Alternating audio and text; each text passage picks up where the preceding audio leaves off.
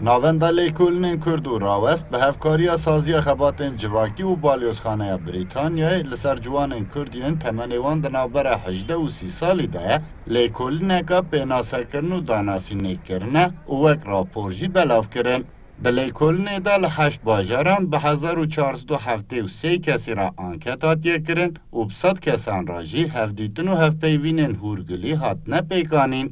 Rêveberê rawestê Rojesîr Gîrasun, lêkolîn û xalên ku di lêkolînê de derdikevin pêş, ji bo Kurdistan 24 nerxand û da zanî ku li ser baldarî, helwest û çanda ciwanên Kurd gengeşiyên ji danew lêkolîna bêpar dihatin kirin û wan jî xwestiye bi vê lêkolînê taybetmendiyên giştî yên ciwanên Kurd bi daneyan şêmber bikin. Demek nezde siyasetnamevanên Kurd digotin em nifşên herî dawîne hûmkarên li me re bikarîn biaxivîn, nifşên piştî me tên ew ê tundtir bin, radîkaltir bin.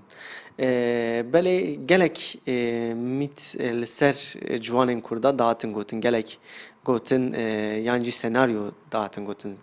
Em zanîn dahatuya Tirkiyeyê dahatuya pirsa Kurd yê ser ciwanên Kurd ve rêve biçe û ev mesele nehatiye çareserkirin.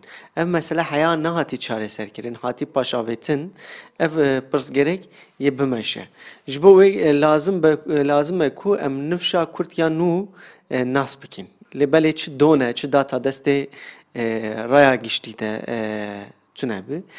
Ji bo wê me xwest em li ser vê meselê hin agahiyên nû derdixînin holê li ser van dataya em raya giştî re nîqaşek nû ava bikin, siyaseta Kurd re nîqaşek nû ava bikin.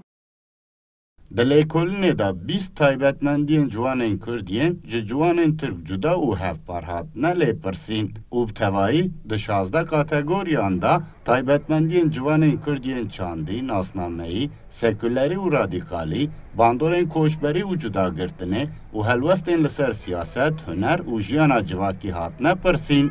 Rojesîr Gîrasun taybetmendiyên ciwanên Kurd jî ku derdikevin pêş rêz dike û balê dikişîne ku ciwanên Kurd helwesteke herênî ji bo siyasetmedarên nû nîşan didin ku Selahattin Demirtaş wek pêşengekî nû di ciyê pêşengên berê de tê pejirandin û her çi qas nifşên nû zêde bi Kurdî neaxivin jî, daxwazê wan yên ji bo zimanê zikmakî ji nifşên berê zêdetir e. Em dibînin ku nava ciwanên Kurd de radîkalîzm hindik dibe.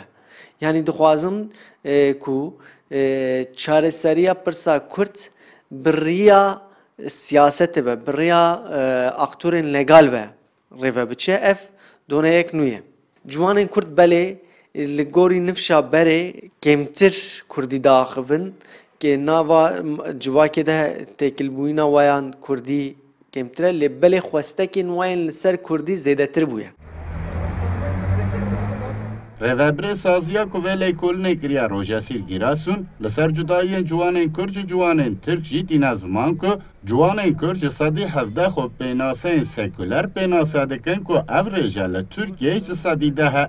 Dîsa baldariya ciwanên Kurd ji bo xebatên hunerî gelek zêdetir e ji ciwanên Tirk. Sıdık Eren, Kurdistan 24, Diyarbakır.